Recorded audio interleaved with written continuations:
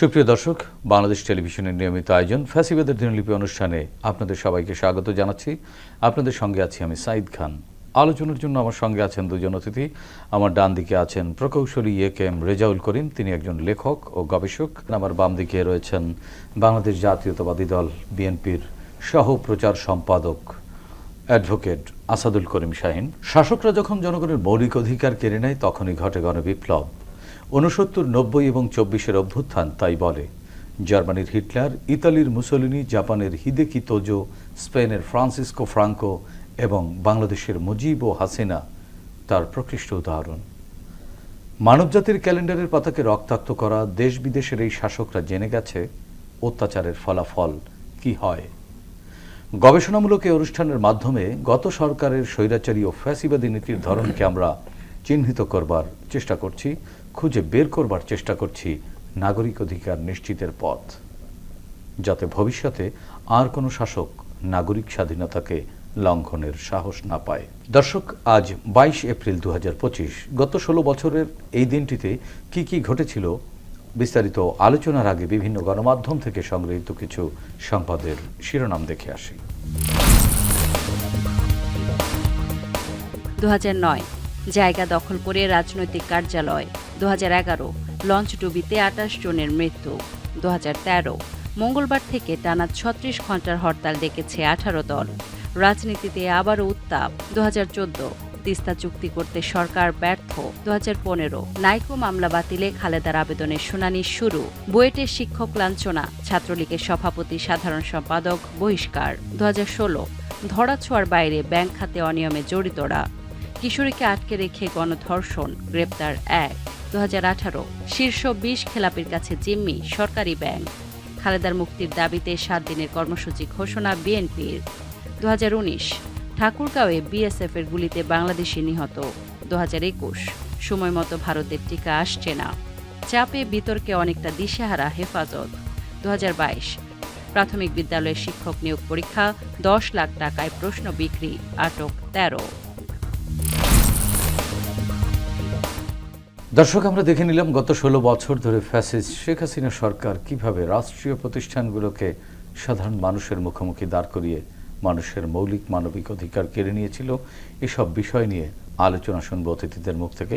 শুরুতেই যাচ্ছি প্রকৌশলী এ.কে.এম. রেজাউল করিম, আপনার কাছ থেকে জানতে চাচ্ছি, আমরা একটি সংবাদের শিরোনামে দেখলাম ২০১৪ সালে তিস্তা চুক্তি না হওয়াটা কি শেখ হাসিনা সরকারের পররাষ্ট্রনীতির ব্যর্থতা, নাকি এটি ভারতের প্রতি অতিরিক্ত আনুগত্যের ফল?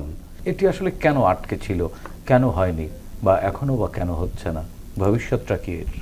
২০০৯ সালে যখন আওয়ামী লীগ ক্ষমতায় আসে, এর পরবর্তীতে ভারতের রাষ্ট্রপতি প্রণব মুখার্জি তার একটি বইতে লিখেছিলেন যে আমরা আওয়ামী লীগকে ক্ষমতায় এনেছি, এবং শেখ হাসিনা নিজেও তার কয়েকটি ভাষণে বিবৃতিতে বলেছেন যে আমরা ভারতকে যা দিয়েছি ভারত তা জীবনেও শোধ করতে পারবে না।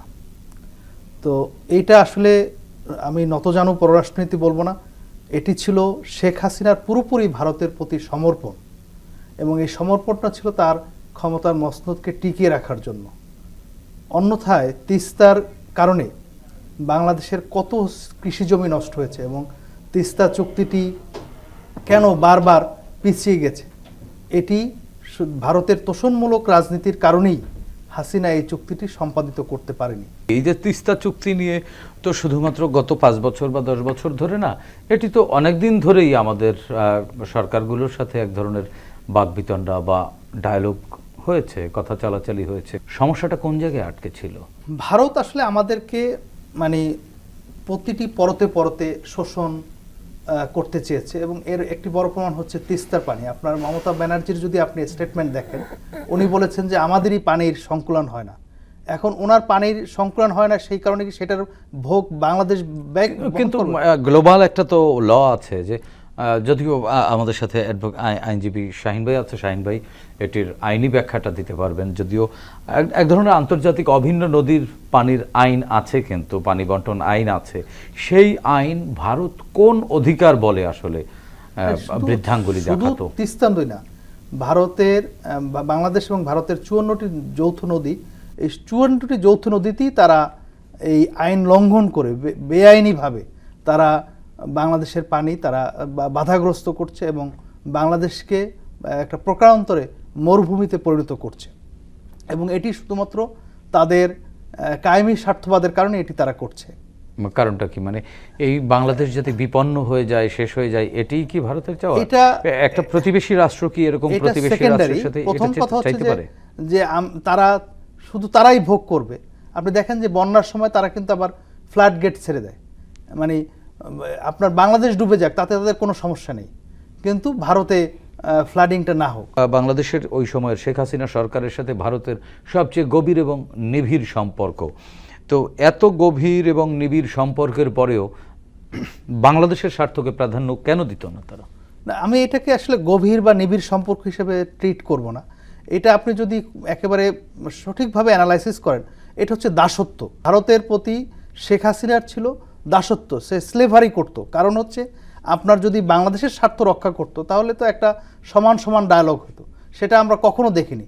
সবসময় উনি ভারতের স্বার্থকে প্রাধান্য দিয়েছেন, ভারত যেভাবে চেয়েছে সেভাবে উনি করেছেন। আমরা একটু অ্যাডভোকেট আসাদুল করিম শাহিন ভাইয়ের কাছ থেকে শুনে আসি।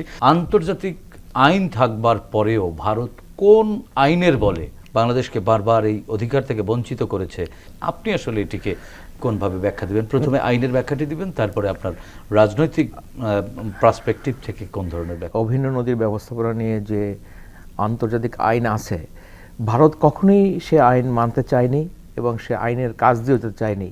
কিন্তু আমাদের দায়িত্ব হচ্ছে সেটা বারবার যে ফোরামগুলোতে এগুলো নিয়ে আলোচনা হয় সেখানে এটা উপস্থাপন করা, যেটা জিয়াউর রহমান সাহেব করেছিলেন, শহীদ রাষ্ট্রপতি জিয়াউর রহমান। দেশনেত্রী বেগম খালেদা জিয়া উনি যখন 91-এ প্রথম ক্ষমতায় আসেন, উনিও কিন্তু এটা জাতিসংঘে এটা উপস্থাপন করেছিলেন। কিন্তু আওয়ামী লীগ কখনোই চায়নি এটা নিয়ে কোনো কথা বলতে। কিন্তু এটি যাবার তো সুযোগ ছিল, যাবার সুযোগ ছিল, কিন্তু আমি যদি সুযোগটা নিতে না চাই সেটার জন্য তো ভারতকে দায়ী করা যায় না। এবং আওয়ামী লীগ এবং শেখ হাসিনা কখনোই চায়নি যে ভারত বিরক্ত হোক কিংবা ভারত বিব্রত হোক এই ধরনের কোনো প্রশ্ন বা এই ধরনের কোনো আইনি বক্তব্য বা আইনগত যে আমার যে অধিকার, আমার বাংলাদেশের যে অধিকার, সেই অধিকারটুকু পাওয়ার জন্য আমি যে ফোরামে গেলে আমি এই অধিকারটা পাওয়ার ব্যাপারে কথা বলতে পারি, আমি সালিশ আয়োজন করতে পারি, যেটা আরবিট্রেশন, সারা পৃথিবীতে আরবিট্রেশন হয়। এবং আমেরিকা কানাডাতেও কিন্তু এই নদী নিয়ে আরবিট্রেশন ফোরাম আছে। তো আওয়ামী লীগ কখনোই চায়নি যে সে একটা আরবিট্রেশন। কারণটা কি শাহিন ভাই? এখানে তো বাংলাদেশ যদি একটি শক্তিশালী রাষ্ট্র হয়, সমৃদ্ধ রাষ্ট্র হয়, এবং শেখ হাসিনা তো যদি ওই রাষ্ট্রের প্রধানমন্ত্রী হয়, তিনি তো একটা সমৃদ্ধ রাষ্ট্রের বা শক্তিশালী রাষ্ট্রের প্রধানমন্ত্রী হতে পারতেন। এটা আমার মনে হয়, আমার ব্যক্তিগত ধারণা, এটা একটা মনস্তাত্ত্বিক কারণ। হাসিনা এবং তার দল কখনোই বাংলাদেশকে নিজের দেশ মনে করে না, বাংলাদেশের মানুষকে নিজের মানুষ মনে করে না। সে সবসময় ভারত কিংবা অন্য কোনো দেশের চিন্তাই করে। এবং বাংলাদেশ নিয়ে তার যে বিভিন্ন ফোরামে বিভিন্ন সময়ে যে বক্তব্য, সেগুলো যদি আপনি দেখেন, সে বাংলাদেশের মানুষের প্রতি তার এত মানে রাগ এবং এত ঘৃণা এবং এত দেশ বিদ্বেষ, মানে সেটা যদি আপনি দেখবেন যে সে বাংলাদেশের কোনো ব্যাপার নিয়ে তার কোনো মাথা ব্যথা নাই, বরং সে ভারতের ব্যাপার নেই। এবং তার পররাষ্ট্রমন্ত্রী বলেছিল যে ভারতের উন্নয়ন মানে আমার উন্নয়ন। তার মানে সে আসলে ভারতের উন্নয়নটাই চায়। এবং বাংলাদেশের পররাষ্ট্রমন্ত্রী এবং হ্যাঁ, বাংলাদেশ পররাষ্ট্রমন্ত্রী মোমেন। এবং দেখবেন যে আমাদের দেশের প্রাকৃতিক, বিশেষ করে যে আপনি সুন্দরবন নিয়ে ওখানে একটা ভারতীয় সাহায্যে একটা যে বিদ্যুৎ কেন্দ্র হলো, সেখানে সারা বাংলাদেশ কিন্তু তোলপাড় হয়েছিল। বাংলাদেশের সকল পরিবেশবাদী যারা বিজ্ঞানী সবাই কথা বলেছে, স্কুল কলেজের ছাত্ররাও কথা বলেছে। কিন্তু হাসিনা কিংবা তার রেজিমের কিন্তু এ নিয়ে তারা কোনো একেবারে পাত্তাই দেয়নি। তারা বলছে সুন্দরবন ধ্বংস হোক, আমার নদী ধ্বংস হোক, এটা কিছু যায় আসে না। ভারত চেয়েছে, ভারতের স্বার্থ আছে, এটা হবে। কিন্তু নগরে আগুন লাগলে কি দেবালয় রেহাই পায়? সেটা দেবালয়ের যে পুরোহিত, সে যদি মনে করে যে মানে আগুন লাগুক, তাহলে তার কিছু করার নাই, তাই না? এখন হাসিনা যদি পুরোহিত হয় আর সে যেখানে বসে আছে সে যদি বলে যে আগুন লাগুক, বাংলাদেশ তো ধ্বংস হলো, এটাই আমার শান্তি। তাহলে তিনি কোথায় যাবেন? এখন আমি তো বললাম যে এটা তার মনস্তাত্ত্বিক সংকট। আচ্ছা আচ্ছা, বাংলাদেশকে ওনই করেন না, বাংলাদেশকে ওন করেন না, বাংলাদেশের স্বাধীনতা, বাংলাদেশের উন্নয়ন, বাংলাদেশের মানে যে একটা বাংলাদেশের জন্য যা কিছু ভালো, সেটাই সে বিরুদ্ধে। এটা তার একটা মনস্তাত্ত্বিক সমস্যা। আচ্ছা আচ্ছা, রেজাল ভাই, এই জায়গা থেকে আপনার কাছ থেকে একটু শুনতে চাই যে শাহিন ভাই যে কথাটি বললেন যে বাংলাদেশ ধ্বংস হোক তাতে শেখ হাসিনার কিছু যায় আসে না, এই ধরনের একটা মনস্তত্ত্ব বা সাইকোলজি নিয়েই শেখ হাসিনার রাজনীতিটি ছিল। আসলে একটা দলের বা একটা দেশের রাজনৈতিক নেতারা যদি এরকম হয়ে যায়, দেশপ্রেম যদি তাদের মধ্যে না থাকে, সেটি তো লং রানে সেই দেশের কোন কোন ধরনের হুমকির মুখে পড়তে পারে। এবং বিগত সময় নিশ্চয়ই শাহিন ভাইয়ের আলোচনায় যেটি বুঝলাম যে সেরকম পরিস্থিতি ছিল না, তাহলে আমরা এখন কোন কোন ধরনের যে আওয়ামী সৃষ্টি করা চ্যালেঞ্জের মুখে আছে, যেগুলোর খেসারত আমাদেরকে দিতে হচ্ছে, হয়তো এখনও আমরা টের পাচ্ছি না। সরকার যদি জনগণের ম্যান্ডেট নিয়ে আসে বা আসতো, তাহলে কিন্তু আপনার তাদের জনগণের প্রতি ন্যূনতম হলেও দায়বদ্ধ থাকতো। আমি প্রথমে বলছি যে আপনার 2014, 2018, 2024 আপনি বাদই দেন, আপনার 2008-এর যে নির্বাচন সেটাই আপনার যে প্রণববাবু সে বলেছেন যে আমরা আওয়ামী লীগকে ক্ষমতায় এনেছি, এবং এটাই সত্যি।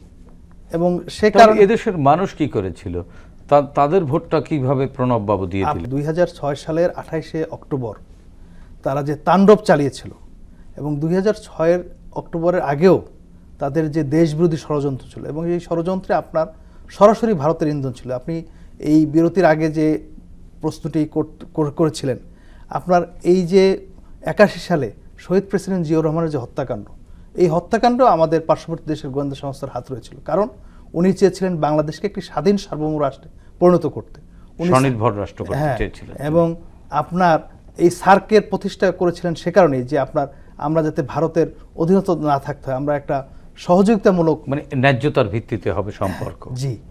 তো সেইটা কিন্তু আপনার এই সার্ক কারা দুর্বল করেছে, এবং আপনার সেই 2007 সাল থেকে আপনার এই যে 5ই আগস্ট পর্যন্ত আপনার শুধুমাত্র হাসিনা কাজ করেছে তার ক্ষমতাকে পাকাপোক্ত করার জন্য, ভারতীয় স্বার্থ প্রতিষ্ঠা করার জন্য, এবং আপনি দেখবেন যে এক শ্রেণীর লুটেরা হাসিনা তৈরি করেছিল, এবং দেখা যাচ্ছে আবার তার প্রয়োজনে কিছু কিছু লোকদেরকে আবার সে বলির পাঠাও বানিয়েছে।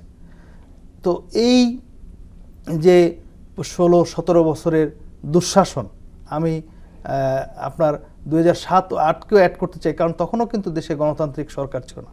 তো গণতন্ত্র এবং সুশাসন ছাড়া একটি সুন্দর রাষ্ট্র প্রতিষ্ঠা করা সম্ভব। কিন্তু এখনো তো একটি গণতান্ত্রিক সরকার বা ওই আপনি যে আপনাদের বক্তব্য অনুযায়ী যে ভোটে নির্বাচিত সরকার এখন নেই, এখন তো বেশ ভালো চলছে।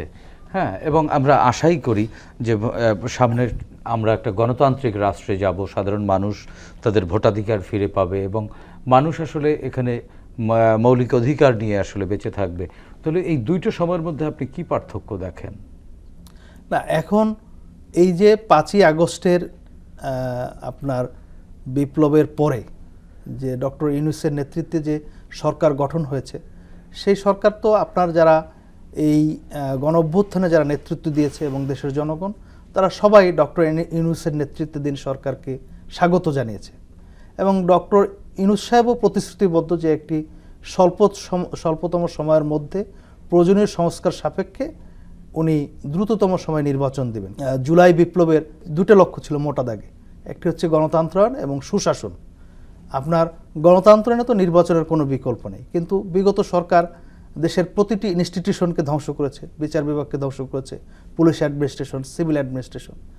এখন সেই সংস্কারগুলোর জন্য কিছু কিছু সংস্কার কমিশন তৈরি হয়েছে, তার কিছু কিছু রিপোর্ট জমা হয়েছে, কিন্তু আমরা জনগণ যে গতিতে আপনার এই সংস্কারটি দেখতে চেয়েছে সেটি আপনার সেরকম দ্রুততার সাথে না হলেও সংস্কারের কার্যক্রম চলছে, এবং আমরা আশাবাদী যে দ্রুত সময়ের মধ্যে আসলে একটি নির্বাচন হবে। রেজাউল ভাই, আপনার কাছ থেকে শুনবো অ্যাডভোকেট আসাদুল করিম শাহিন। আরেকটি বিষয় আপনার নজরে আনতে চাই, সেটি হচ্ছে 2015 সালে বুয়েটের মতো সর্বোচ্চ বিদ্যাপীঠে একজন শিক্ষককে ছাত্রলীগের হাতে লাঞ্ছিত হতে হয়েছিল।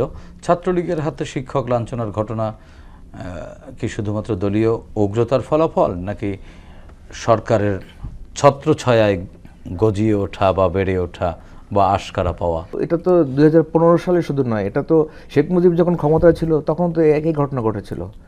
অনেক শিক্ষককে লাঞ্ছিত করা হয়েছে, শেখ কামালের নেতৃত্বে শিক্ষকদের লাঞ্ছিত করা হয়েছে। আমাদের যে ফ্যাসিস্ট, সে হচ্ছে একটা চোর। সে পৃথিবীর কোনো ফ্যাসিস্ট এইরকম দেশের টাকা চুরি করে অন্য দেশে নিয়ে যায় এবং অলিগার্ড শ্রেণী তৈরি করে দেশের রাষ্ট্রীয় কলকারখানা নামমাত্র মূল্যে কিনে নিয়ে যায়, দেশের গ্যাস ফিল্ড নিয়ে যায়। পৃথিবীর ইতিহাসে এইরকম নিকৃষ্ট জঘন্যতম ব্যক্তি হচ্ছে শেখ হাসিনা। পৃথিবীর ফ্যাসিবাদের পতনের ইতিহাস আপনার অনেকগুলো জানা আছে। ফ্যাসিবাদের পতনের পর সর্বপ্রথম তো তার অর্থনীতি এবং তার প্রচার যন্ত্র ভেঙে দেওয়া হয়। আমরা কি সেটা ভাঙতে পেরেছি? যে সমস্যাগুলো বিগত ফ্যাসিবাদী সরকারের সময় ছিল সেগুলো এখনও অনেক কিছু বিদ্যমান আছে। যেমন ধরেন যে প্রশাসন এবং তার যে বাহিনীগুলো আছে, সেখানে অধিকাংশই সেই ফ্যাসিবাদী যুগের সেই আমলের আমরা কিন্তু ন্যারেটিভটি ভাঙতে পারিনি না, এখনো। পারিনি না, এটা আমি আপনার সাথে একমত। কিন্তু আপনি ফ্যাসিবাদী ন্যারেটিভ রেখে কি করে গণতন্ত্রের পথে যাবার স্বপ্ন দেখেন বা চিন্তা করেন? সেটা নিয়ে ধরেন যে আরো বৃহত্তর পরিসরে রাজনীতিকদের চিন্তা করতে হবে এবং দেশের যারা রাজনীতিক, বিশেষ করে রাজনীতিক, তাদের এটা নিয়ে আরো ভাবতে হবে। তাদের বক্তব্য, তাদের পরিকল্পনা উপস্থাপন করা উচিত। শুধু যে মানে নির্বাচন চাই শুধু তা কি না। অন্তর্বর্তীকালীন না, সরকার একা চাইলে এটা পারবে না, রাজনীতিকদের এটা তাদের সাথে একতা পোষণ করতে হবে, একমত পোষণ করতে হবে এবং রাজনীতিকদেরকে এগিয়ে আসতে হবে। যে সমস্যাটার কথা আপনি দিন শেষে বললেন, কিন্তু এই রাষ্ট্র রাজনীতিকদের হাতেই যে যাবে। সমস্যাটা আপনি বললেন সেটা আমরা সবাই ফিল করি, যারা একটু চিন্তাশীল লোক, যারা আমরা দেশ নিয়ে ভাবি, সমাজ নিয়ে ভাবি, আমরা কিন্তু সবাই আপনি যে সমস্যাটার কথা বলেন ওইটা নিয়ে ভাবি। কিন্তু শুধু সরকারের একার উপর দায় না চাপিয়ে আমাদের মনে হয় যে আমাদের রাজনীতিকদেরও এই বিষয়ে সোচ্চার হওয়া উচিত এবং ডায়লগ শুরু করা উচিত। দেখেন, এই 17 বছর ফ্যাসিজমের 17 বছরে আপনি নিজেও কিন্তু আসলে কিছুই করতে পারেননি। আপনিও কিন্তু নির্যাতিত। আমাদের একজন প্রকৌশলী আছেন, উনি দেশের বাইরে পড়াশোনা করেছেন, তিনিও কিন্তু দেশে অনেক কিছু দেবার ছিল, তিনিও দিতে পারেননি। আপনার কাছ থেকে শুনবো এই বিষয়ে একটু রেজাউল ভাইয়ের কাছ থেকে জেনে আসি যে আসলে ফ্যাসিজমের পতনের পর তার অর্থনীতি এবং প্রচার যন্ত্র ভেঙে দেওয়ার রেওয়াজ আছে, ইতিহাস সেটাই বলে।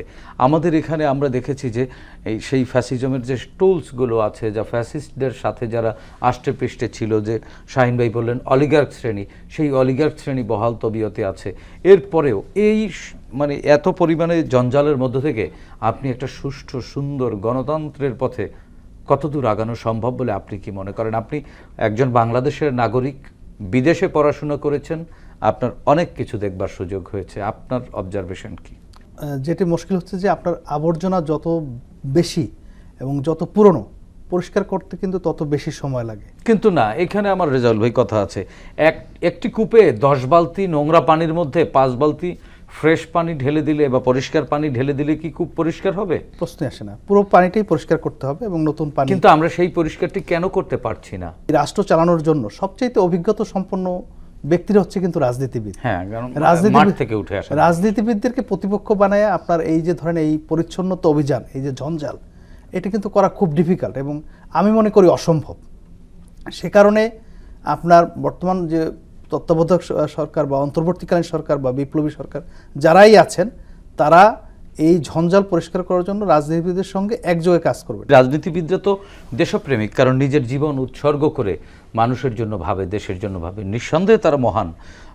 সেই জায়গায় যে ভবিষ্যতে বর্তমান সময়ে দাঁড়িয়ে রাজনীতিবিদদের আচরণগুলো কেমন হওয়া উচিত? আমরা নিশ্চয়ই একটি গণতন্ত্রের পথে ফিরবার জন্য আপনার সাথে সাথে আমিও বিশ্বাস করি, শাহিন ভাইও বিশ্বাস করে, আমাদের একটি গণতন্ত্র দরকার, আমাদের সুশাসন দরকার, আমাদের আইনের শাসন দরকার। আসলে রাজনীতিবিদদের আচরণটা কেমন হওয়া উচিত? আপনি কি মনে করেন? আপনি হলে কি করতেন? আমাদের প্রথম যে কাজটা করা দরকার, যে আমাদের ডাবল স্ট্যান্ডার্ড রাজনীতিটা পরিহার করা দরকার। আমি মুখে যে কথা বলবো এবং মানে অন্তর সেটা বিশ্বাস করবো, আমার কার্যক্রমে সেটা পরিণত করব। আজকে গণতন্ত্রের জন্য, আজকে একটা অবাধ সুষ্ঠু নিরপেক্ষ নির্বাচনের জন্য আপনার যে সংস্কারগুলো করা দরকার ছিল, যে আপনার ধরেন নির্বাচনে কালো টাকার প্রভাব রোধ, আপনার নির্বাচনে আপনার যারা দুর্বৃত্তায়ন রোধ, আপনার এই যে গত 3টি নির্বাচনে যারা আপনার মানুষের ভোটের অধিকার হরণ করেছে, প্রক্রিয়ার সাথে যারা সংশ্লিষ্ট ছিল, তাদের বিরুদ্ধে কিন্তু এখন পর্যন্ত আইনানুগ ব্যবস্থা নেওয়া শুরু হয়নি। এবং সরকার যদি তাদের সদিচ্ছা থাকে, আপনার শুধু ইংল্যান্ড থেকে আপনার 100-র উপরে ব্যারিস্টার এসেছেন বাংলাদেশকে সার্ভ করার জন্য। আপনি শত শত ভলান্টিয়ার পাবেন যারা আপনার ফ্রি কাজ করবে আপনার এই ইসের জন্য, আপনার এই সিস্টেমটাকে দাঁড় করার জন্য। আজকে আপনি দেখেন নতুন নতুন রাজনৈতিক দল, তারা ইন্টারকন্টিনেন্টালে ইফতার পার্টি করে, তাদের হিসাব চাইলে তাদের কিন্তু মাথা গরম হয়ে যায়। আপনার যে শোডাউন, আপনার ধরেন বিএনপি থেকে তো তারেক সাহেব বলেই দিয়েছেন যে আপনার কোনো ধরনের শোডাউন করা যাবে না, এবং অনেক বড় বড় নেতাদেরকে শোকজ করা হয়েছে। তার বিপরীতে আপনি দেখবেন যে বেশ কিছু দল, আমি নাম বলবো না, আপনার তারা শোডাউন করতেছে, এবং সেই শোডাউনের খরচের কথা জিজ্ঞাসা করলে তারা বিভিন্ন রকমের গল্পের ফাঁদ পাচ্ছেন, এবং সেটা কিন্তু আপনার আবার এই সোশ্যাল মিডিয়াতেই কিন্তু অনেক সমালোচনার ঝড় বইছে। তো এখন আপনি একদিকে বলবেন যে সুশাসনের কথা, একদিকে বলবেন যে আপনার কালো টাকার প্রভাব নির্বাচনে, আবার আপনি পেশি শক্তির ব্যবহার করবেন, শোডাউন করবেন। আপনি এই যে ধরেন আপনি তো পিরোজপুরের ডিসি আপনার কিভাবে আপনার সে রিকুইজিশন দেয় একটি রাজনৈতিক দলের জনসভাতে, এটা তো আসলে তার নিঃসন্দেহে সেটি অবশ্যই সমালোচনার যোগ্য, এবং এটি যদি আসলে সঠিক হয় তারও আসলে জবাবদিহিতার মুখোমুখি আসা উচিত বলে আমরা মনে করি। ইঞ্জিনিয়ার রেজাউল করিম ভাই, সময় থাকলে আবারও ফিরবো, আমরা একটু শাহিন ভাইয়ের কাছ থেকে শুনে আসি। শাহিন ভাই, প্রকৌশলী রেজাউল করিম একটি কথা বলছিলেন যে রাজনীতিবিদদেরও আসলে ডাবল স্ট্যান্ডার্ড রাজনীতি ত্যাগ করা উচিত। আপনি একজন জন্মগতভাবেই রাজনীতিবিদ, এখনো পর্যন্ত পুরোটা বয়স একটা জীবন রাজনীতিতে কাটালেন, এখনও কাটাচ্ছেন। তো আসলে ডাবল স্ট্যান্ডার্ড রাজনীতি এখন হচ্ছে রেজাউল ভাইয়ের বক্তব্য অনুযায়ী, এটি আসলে কিভাবে হচ্ছে, কারা করছে, তাদের উদ্দেশ্যে আপনার দল বক্তব্য কি? একটা সমাজে যখন এমন সব ঘটনা ঘটে যা ভাইরাস, যা সব মানুষকে আক্রান্ত করে, এখন ভাইরাস তো শুধু রাজনীতিবিদদের আক্রান্ত করে না, সবাই কি করেছে, সমাজকে আক্রান্ত করে। এটা সমাজের একটা সার্বিক চিত্রই হচ্ছে ডাবল স্ট্যান্ডার্ড। আর সর্বপ্রথম রাজনীতিকদেরকে যারা আছেন তাদেরকে এটা পরিহার করা উচিত। রাজনীতিটা হচ্ছে দেশের মানুষের জন্য, দেশের কল্যাণের জন্য, নিজের জন্য না, দেশের জন্য। তো আমি মনে করি যে এই রাজনীতির ক্ষেত্রে যে এই সমস্যাটা হয়েছে সেটার একটা প্রধান কারণ হচ্ছে এই যে দেড় যুগ যে একটা অপশাসন, একটা নষ্ট শাসন এবং একটা নষ্ট সময়ের মধ্যে দিয়ে কিন্তু আমরা অতিবাহিত হয়েছি। দেড় যুগে প্রতিটা দিন যে কিভাবে গেছে মানুষের, বিশেষ করে আমরা যারা রাজনৈতিক কর্মী বা রাজনৈতিক সমর্থক এবং সার্বিকভাবে দেশের, তো এখান থেকে যে ডাবল স্ট্যান্ডার্ডের কথা বলছেন বা যে বিচ্যুতির কথা বলতেছেন, আমি খুব বেশি দেখি না, মানে আরও হতে পারতো। সেটি যথেষ্ট নিয়ন্ত্রণ আপনাদের শীর্ষ নেতৃত্ব, এবং সেই জায়গাটিতে অবশ্যই সাধুবাদ আমরা দেব। আমাদের দল যিনি পরিচালনা করেন, আমাদের ভারপ্রাপ্ত চেয়ারম্যান জননেতা তারেক রহমান সাহেব, তিনি কিন্তু প্রতিটা জিনিস লক্ষ্য করেন। এবং তিনি কেন পুরোপুরি নিয়ন্ত্রণে নিতে পারছেন না কেন? ওনার বক্তব্য কি তৃণমূল বুঝতেছে না, না কোনো গ্যাপ আছে, না এর মধ্যে ওই যে রেজাউল ভাইয়ের মতো ডাবল স্ট্যান্ডার্ড লোকগুলো কোনো না কোনো ভাবে রিহ্যাবিট হয়ে যাচ্ছে? সত্যিকারের দলের নেতা, দলের কর্মী, তারা সবাই কিন্তু ওনার আদেশ, ওনার নির্দেশনা এগুলো ফলো করে শতভাগ মেনে চলে। এখন ধরেন একজন কি বলবো, একজন চোর যাচ্ছে, সেও বলছে যে চোর যাচ্ছে, আর যে নামাজ পড়ছে তার সেও দৌড়াচ্ছে। এখন চোর আর যে নামাজি একই কাতারে নিয়ে যাওয়া হচ্ছে। তার মানে কি আপনি বলতে চাচ্ছেন যে বিএনপির ভারপ্রাপ্ত চেয়ারম্যান মহোদয় যেটি বলেছেন যে মিডিয়া ট্রায়ালের মুখে পড়ছে, অথবা এক ধরনের পলিটিক্যাল মবের মুখে আপনার দল আছে, বিষয়টি কিরকম? আমার তাই মনে হয়। কিন্তু পলিটিক্যাল মব যদি নিয়ন্ত্রণ করা না যায়, আমরা কি সুষ্ঠু গণতন্ত্র নিয়ন্ত্রণ করার একমাত্র চাবিকাঠি হচ্ছে একটা সুষ্ঠু নির্বাচনের মাধ্যমে। এবং আপনি এখন যে সরকারটা আছে, এটা ঠিক এটা বিপ্লবী সরকারও না, এক ধরনের আবেগের সরকার, একটা আবেগের সরকার। এখন একটা সত্যিকারের আমরা একটা নির্বাচন হবে, সেখানে যে দলই ক্ষমতায় আসুক, যারাই আসুক, তারা যদি এগুলো নিয়ন্ত্রণ করতে না পারে, তার বিচারের জন্য আবার নির্বাচনে তাদেরকে যেতে হবে। জনগণ ডিসাইড করবে তাকে রাখবে কি রাখবে, সে থাকবে কি থাকবে না। গোটা রাজনীতিতে এরকম একটা ডাবল স্ট্যান্ডার্ড, শুধু রাজনীতিতে কেন, আপনি অর্থনীতিতে ডাবল স্ট্যান্ডার্ড আছে, শিক্ষা খাতে দেখবেন, সবখানে এই জিনিসটা আছে। আমি তো বললাম যে গত দেড় যুগ যে অপশাসন, যে পৃথিবীর যে নিকৃষ্টতম শাসন চলছে, সেখানে এর চেয়ে ভালো কিছু আশাও করাটাও কিন্তু দুরাশা। কিন্তু আমাদের তো ভালোর পথে ফিরতে হবে। সেজন্য একেবারেই শেষ করব, 1 মিনিটে বলবেন এই বর্তমান অন্তর্বর্তীকালীন সরকারকে আসলে দ্রুত সময়ের মধ্যে কোন উদ্যোগগুলো নেওয়া সবচেয়ে বেশি জরুরি দেশ এবং জনগণের স্বার্থে? প্রথমেই তাদের লক্ষ্য করা উচিত আইন শৃঙ্খলা, তাদেরকে আরও প্রায়োরিটি দিতে হবে। অর্থনৈতিক যে পুনর্গঠন এবং সুশাসন, এগুলোতে পুনর্গঠন করতে হবে। আর সর্বপ্রথম তাদেরকে দ্রুত সংস্কার করে নির্বাচনের দিকে যেতে হবে। ফ্যাসিবাদের যারা ছিল তাদের বিচারের প্রক্রিয়াটা কেমন হওয়া উচিত? এই সময়ের মধ্যে তারা যে একটা টাইম দিয়েছে, সেই টাইমের মধ্যে যদি তারা সম্ভব যদি একটা সুষ্ঠু ন্যায়ানুগ বিচার যারা করতে পারে, ওকে, তাহলে পরবর্তী যারা ক্ষমতা আসবে তারা করবে। এটাতে এমন না যে ওনাকেই করে যেতে হবে। জি, মানে উনি জাস্ট শুরু করে দিন, শুরু করুক। যার কাজটা অত্যন্ত একটা সেন্সিটিভ, এখানে আমি 3 মাসের মধ্যে করব, 2 মাসের মধ্যে করব, এটা ঠিক না। এটা কিন্তু আপনাকে অনেক ধরনের এভিডেন্স সংগ্রহ করতে হবে, আপনার যারা সাক্ষী দেবেন তাদের সংগ্রহ করতে হবে, অনেক বিষয় আছে, আইনগত বিষয় আছে। সুতরাং আমি মনে করি যে তারা শুরু করুক, আশা করব আমরা যদি তারা নাও পারেন পরবর্তী যে নির্বাচিত সরকার তারা করবেন। প্রকৌশলী রেজাউল করিম ভাই, আপনার কাছ থেকে শেষ করব, সেটি হচ্ছে যে পরবর্তী নির্বাচিত সরকার ফ্যাসিবাদের বিচার নিশ্চিত করবে এবং বর্তমান সরকারের কাছ থেকে তিনি প্রত্যাশা করেন যে এই সরকার অন্তত যেন ফ্যাসিবাদের সাথে যারা জড়িত ছিল তাদের বিচারটা স্টার্ট করে, পরবর্তী নির্বাচিত সরকার সেটি শেষ করবে। আদৌ কি সেটি শেষ হবে কোনোদিন, না এটিও এরকম বছরের পর বছর ধরে ফাইলের পরে ফাইলের নিচে চাপা পড়ে একসময় হারিয়ে যাবে? আমার মনে হয় যে বর্তমান সরকার ও এই কাজটা শুরু করতে হবে, কারণ তার জনগণের একটা প্রত্যাশা রয়েছে, জনগণের চাপ রয়েছে, এবং পরবর্তীতে যারা নির্বাচিত সরকার আসবেন তারাও সেই জনগণের চাপের বাইরে যেতে পারবে না। এর আগের 3টি সরকার যেটা হয়েছিল যে আপনার ধরেন পুলিশ অ্যাডমিনিস্ট্রেশন, সিভিল অ্যাডমিনিস্ট্রেশন সবগুলোকে কিন্তু তারা দলীয় দাসে পরিণত করেছিল।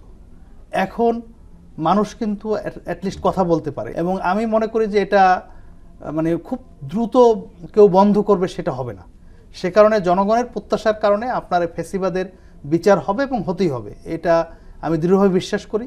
অন্তর্বর্তীকালীন সরকারকে একটি সুষ্ঠু নির্বাচনের জন্য আপনার বিশেষ করে যারা বিগত 3টি নির্বাচনে জনগণের ভোটাধিকারকে যারা আপনার ব্যাহত করেছিল, এই ব্যক্তিদেরকে চিহ্নিত করে এদেরকে নির্বাচনে অযোগ্য করা এবং এদেরকে বিচারের সম্মুখীন করা, যেটি বললেন যে সাক্ষ্য প্রমাণের ব্যাপার, এখানে আপনার যদি ভলান্টিয়ার লাগে, আপনার আইন বিশেষজ্ঞ লাগে, আমাদের অনেক গণতন্ত্রকামী আইনজীবী রয়েছেন যারা ফ্রি অফ কস্ট স্বেচ্ছাশ্রমে সরকারকে সাহায্য করবেন, কিন্তু এটি খুব জরুরি। কারণ আপনি যদি দেখা যায় যে আপনার এই ফ্যাসিস্ট শক্তি আবার নির্বাচনের সুযোগ পায়, তাহলে কিন্তু তাদের কালো টাকার তারা ব্যবহার করবে, তারা জনগণ আসলে হেরে যাবে, তাদের সাথে পেরে উঠবে না, শক্তির ব্যবহার করবে। তাই সেই ক্ষেত্রে অবাধ সুষ্ঠু নিরপেক্ষ নির্বাচন করা সম্ভব না।